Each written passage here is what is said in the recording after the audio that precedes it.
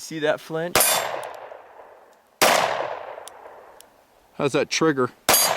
Man. It's weird. I flinched. God.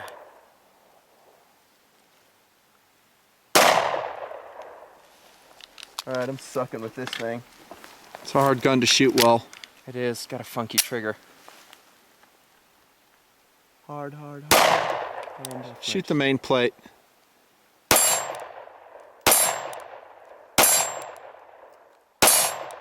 Smoother on the trigger.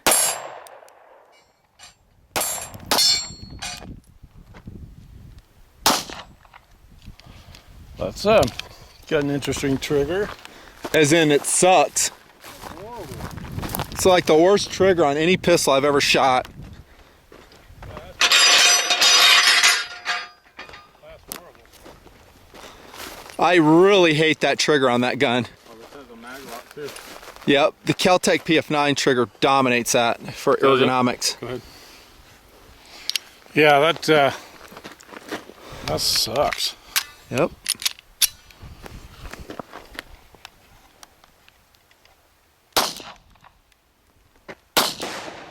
I really like the improvements on the LC9. This model, of course, is the LC9S.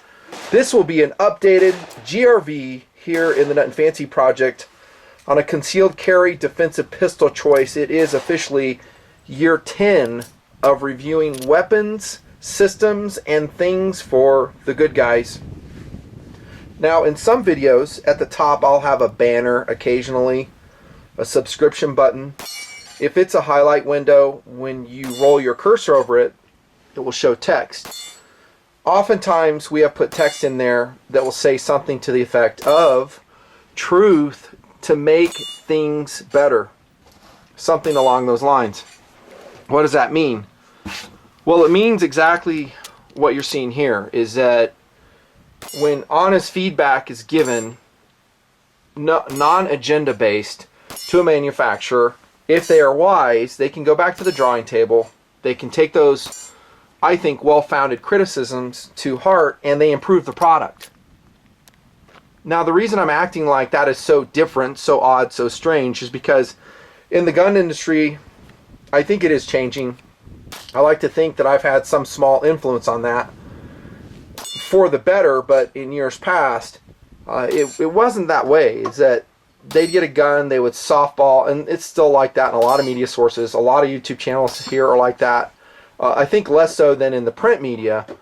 And they just softball the review. If there's something wrong with it, they just go, well, you know, accuracy could have been a little better, you know. We just have one stoppage, and when in reality they had like, 20. That happens. I know that for a fact. Why? Because they want to preserve their relationships with the gun manufacturers. They depend on them for ad revenue, for ad income. Here in the Nut and Fancy project, I am completely independent. I'm not related to gun channels. I'm not related to manufacturers. I just give you dudes a good review. And I tell you the lowdown on what I think. So if we go back to whatever year it was, 2010, whatever, when I reviewed the LC9, I was lukewarm on the gun. There were some good things about it. I said as much in the tabletop review, and there's some things that I absolutely hated about it. And, well, I don't know if I should use the word hate, but I didn't like them, and it really withheld my enthusiasm for the design. So this is going to be an updated, kind of a mini review on the LC9S, and I'm going to tell you how it has become a really excellent pistol. And it is, again, in, I would say, probably my top, maybe my top 5 choices for a concealed carry pistol now. Because it represents great value, the Ruger LC9S. It's very accurate. Speaking of which, I'm going to have to walk over and get those targets eventually. Very reliable and all that good stuff. So let's fly through the talking points. I'll pretend like in some ways I haven't done a review on it, just because that will make this video more self-contained. And we're going to start off with an introduction of the two LC9Ss that I have have tested with a crew for this tabletop review. This one is a very cool gold anodized version, non-safety version, very cool. There are some excellent colorations, special collaborations. I think Davidson's might have some, maybe some other distributors that work in conjunction with Ruger. You can get different frame colors. I've seen green frame colors, maybe a pink or purple, something like that. The frame colors are not really new. Those have been around a long time. Maybe not on this gun, but on other Rugers, like the little 380. And then we have a more standard black version with the safety that we tested as well. So it was a 2-for-1. We actually purchased these for the review. They're more or less affordable enough we can do that. And that's what we did. So shooting complete. If you're in a super hurry, come back to the video, watch the rest, but I recommend them without any reservation now. The LC9S. I think they stack up against pretty much any concealed carry pistol, subcompact 9mm. I've called them pocket pistol that you could want. And I'm going to throw just a couple competitive options on the table. I might roll in footage of others because I've shot them pretty much all through the years. Here we go, philosophy of use. Concealed carry gun for sure. I've said in the past the 380 sucks. I've always stuck with that. I think the 380 loads have improved a lot. I think the guns are excellent. There's Rugers you can get in 380s, the SIGs, the 938s. I'm sorry, the 238. They're great, but when you get a gun this small and this compact, why not go with the 9? That's what I've always said. Go with kind of a harder hitting caliber. Now, when I gear check a dude with the camera, and you've seen this, and they have a 380, I'm not going to make fun of you, because at least you have something, and that's wise if you believe in the concealed carry permit holder, creed, so to speak, supporting rule of law and all that good stuff. Carry gun, absolutely. Ankle carry, maybe. I haven't carried the LC9 in this version, the S ankle carry, but it could work. This dimension is super critical. I think probably a more compact, if there are a couple more compact 9 that would work. And in that philosophy of use, when I have to go with the ankle gun, and that's a very limited POU, by the way, in my way of thinking, very limited of when I would absolutely have to use an ankle gun. Maybe it's a backup piece as an officer. Maybe then a 380 makes more sense because it's not a primary gun. It's a last ditch. It's going to be very close range when you use it. You get it. Backpacking gun, yes.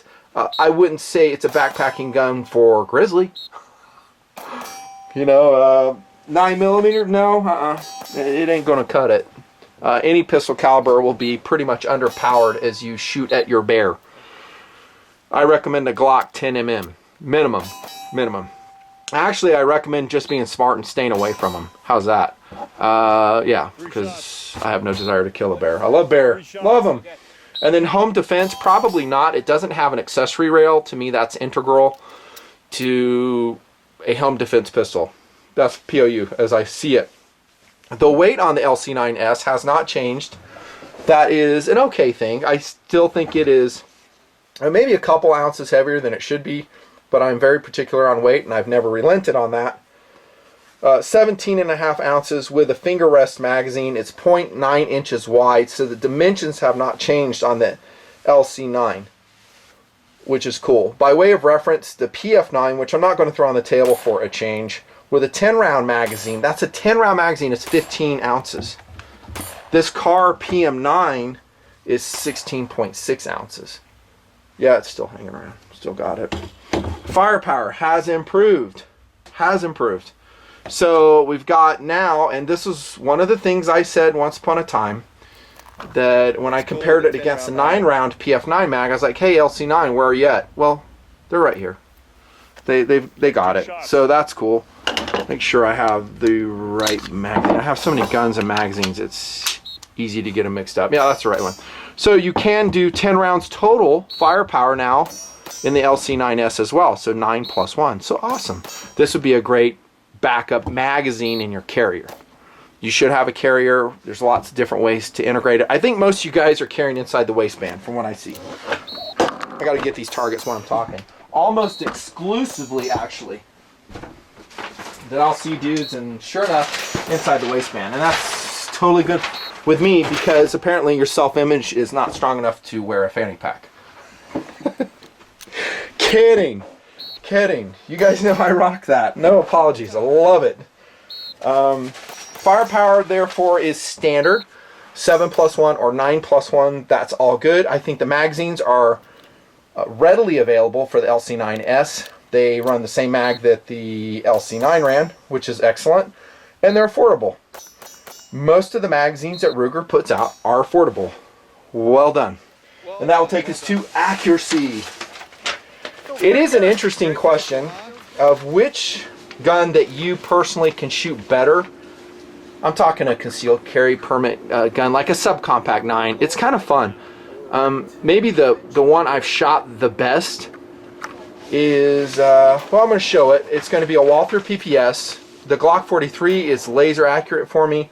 So is the SIG 938. Should have brought that one on the table too. Yeah, we still have a SIG 938. Great pistol. 1911 operation. You need to be aware of that. Anyways, accuracy, I would say is excellent. I wouldn't say it's outstanding. It's excellent. I'm going to show you footage of me shooting it. This is in May of this year. This is 9 yards. I don't remember if it's the gold slide one or the black one. Quick look here. I got to go faster. These are rapid fires, or semi-rapid, I forget. So a couple flyers here. Rapid firing at, and I think that's around 5 yards. Pretty decent. Overall, I was impressed with its ability to get rounds on target. Part of that, and we're going to talk about it here in just a second, is the much improved trigger. This is shooting Fiocchi, 115 grain jacketed hollow point. Good group here. This is just at 5 yards though. Good group here. One hole group here. Good. That's a great load. The Fiocchi 115. Oh my gosh, I just love that load. It's affordable too. You can buy a 50 round box. Not bad at all. Here's Plus P. I'm trying to remember. I think this is Golden Saber 124 grain Plus P. This is at 7 yards. Excellent accuracy here. Anytime you do something like that with a pocket pistol, well, two things. The gun is very squared away, and the marksmanship fundamentals, whoever's throwing rounds that way, are decent. My first shots were right here, by the way. I think this is this gun here. And, you know, getting used to it. Kind of came together. Really nice group there. All 124 grain Plus P. So, excellent accuracy overall. Point by point, we're talking ergonomics, design features, and all that stuff. Basically the same gun. So we're going to have the same grip module. There's no interchangeable back straps. The mag release is in the same location. You do have what I think is actually pretty good, you know, a gripping surface or checkering on the polymer frame. All that's good. The trigger guard I always had a mild complaint with because, as you know, I like a square trigger guard, but I think I'm the only one in the universe that does. I don't think anybody else does, just me. What I've done, and you can see it here, is put skateboard tape on it to give it more traction because, yes, I do shoot like that, and I just do. I can shoot well that way, so why change it? If it works for you, rock on. The big thing is the trigger, of course. And, well, actually, that's one of the big things. What would you think the trigger would pull at on the LC9S? Any guesses? And I have not done this off camera. I would say 5 to 6 pounds. Okay, 4 pounds, 14 ounces on the safety-equipped LC9S. And I'm going to kind of show you a difference between these two guns, which is pretty important. On the non-safety one, the gold slide version, which I really like the looks of, by the way. Same. So 414. Excellent trigger. I think the brake is clean. Let's check the reset. If that is important to you, like I've said a lot, I think it's oversold. Right about there. The reason I say it's oversold is because super quick. A lot of guys that I've shot with will blame it on the reset. Well, the reset's all dicked up, and really it's their shooting. I've said that before. It's not the reset. I mean, if you're a competitor and you're looking at microseconds, then I'm going to listen to your discussion about reset. That's what I'm saying. It's someone who's an excellent competitor. The difference between first place and like 10th place is I don't know, a couple tenths of a second, for instance. Then reset, yeah, it makes a difference. Any slight advantage. It's like running the luge in the Winter Olympics. I mean, those races are decided by hundredths of a second, honestly. And so anything they can do to get a good run, a good launch, I'm down. Okay, so the trigger's good. I like the brake. It's clean. It's actually superb, the trigger in the LC9S. And guys who know me know that I am a trigger snob. I love a good trigger. I'm super happy with the striker version of the LC9S. So much better. So much better. Now, there is a difference here. And it was a big criticism I had with LC9 previously. And that is a freaking magazine disconnect, which apparently the safety version equipped one still has. Bad. In other words, safe mags out, I cannot shoot the gun. But check this out, the non-safety version, no safety on this one. Clean slide, I guess I should call it. No mag safety. Excellent. Obviously, you know which one I would prefer. This one. That's not to say this safety is going to get in the way. It's so small, it's unobtrusive, it's very positive. You can just ignore it like we've seen on a couple other designs. I think I even said that in the original review. Yeah, I don't like it either, but to make it importable to other states, you know, some will require magazine disconnect, I think, and some will require safety. That's why Ruger does it. If you're in a state that doesn't, this is your choice right here. As far as other ergonomics go, it's just a smooth pistol. There's really no sharp points like we saw before. The sights are excellent. 3-dot variety. Made out of steel, I believe. Drift adjustable. They shot point of aim pretty much, as you saw from the accuracy. Right? They just did a great job. Rounded chamfered end of the slide, just like we saw before. That's pretty much it, I think. I said in the original review that some people who've had problems with the Kel-Tec PF9 with the trigger slap will never complain about these guns. Female shooters, I think, love the LC9. All people do. I think I had some folks shoot it that were new gunners, and they came away very impressed. They loved it. What else? Field strip I covered in the original review, and I'm kind of leaning away from ever covering that in any video. It's just kind of boring, takes up time. Accessories, what else would you buy? Of course, there's a whole bunch of holsters that will fit the LC9. This has the exact same form factor as the original one, the S model does. And so you'll find Kydex, leather, ankle even. I still run the Galco Classic Light if I'm carrying this. And then I found these. I really like these. Pistol cases. This is actually the kind I like. They're just nondescript, super high quality nylon. This one's called Drago. This one's too big for that gun, but it's a great brand, and it's got a zipper pocket for a magazine. The reason I'm showing this is because oftentimes I'll run these in the tank bag of a motorcycle, maybe in a gear bag of a boat. So a couple other philosophies of use I didn't really talk about.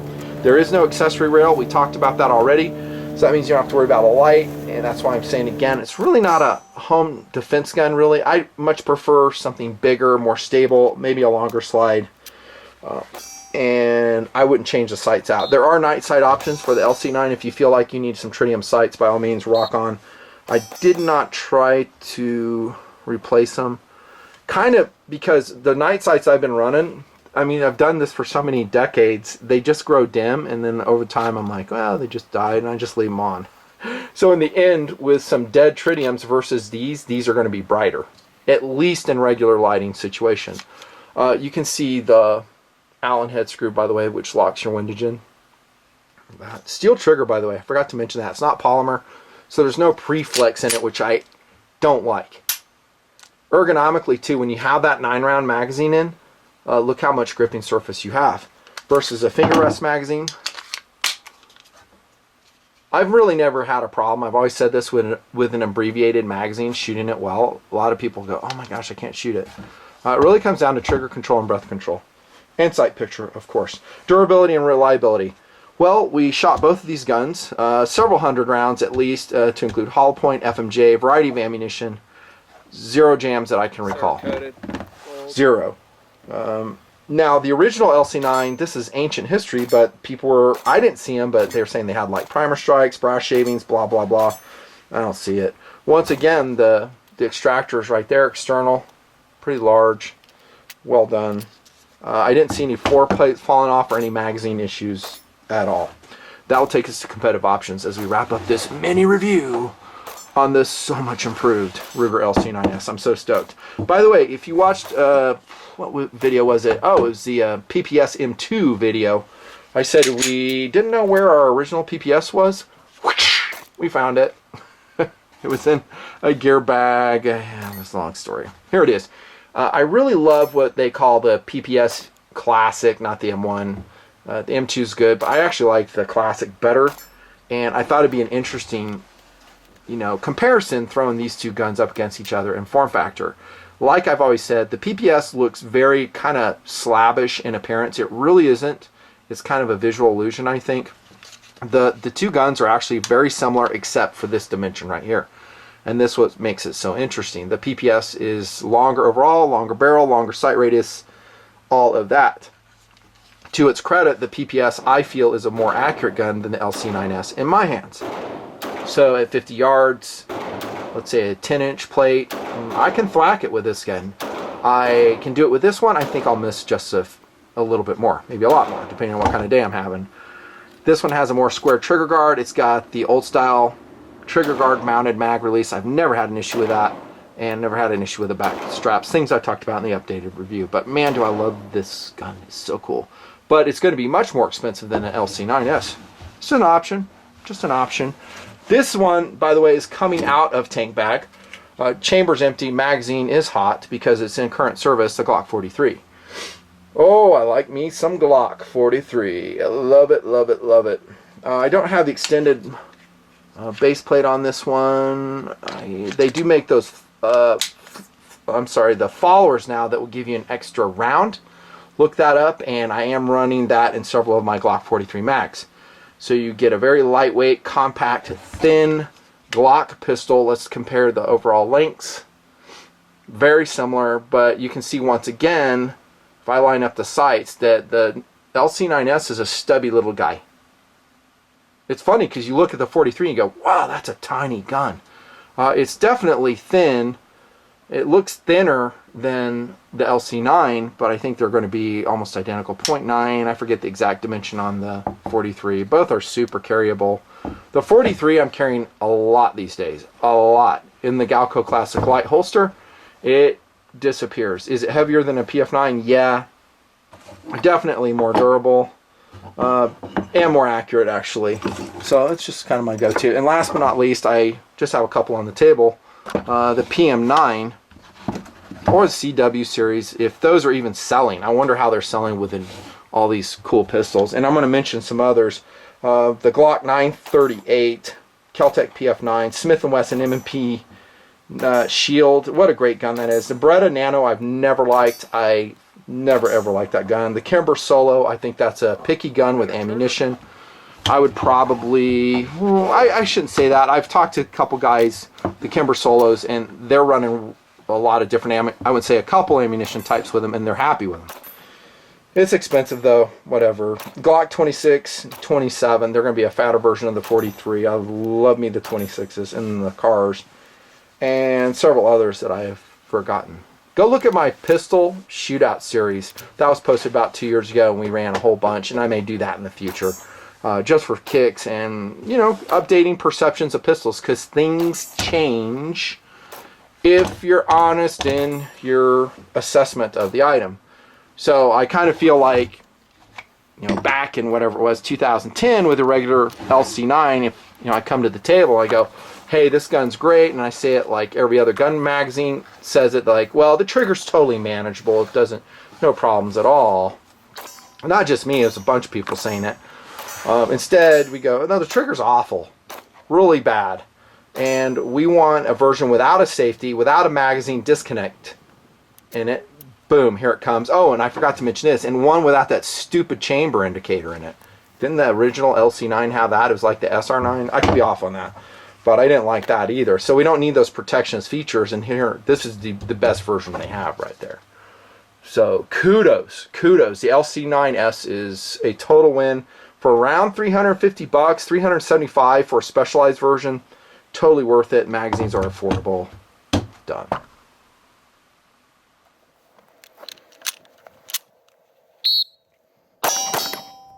Triple taps.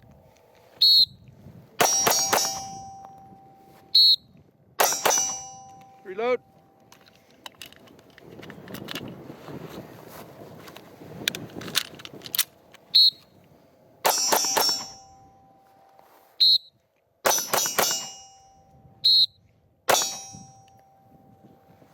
Well done, well done. Okay.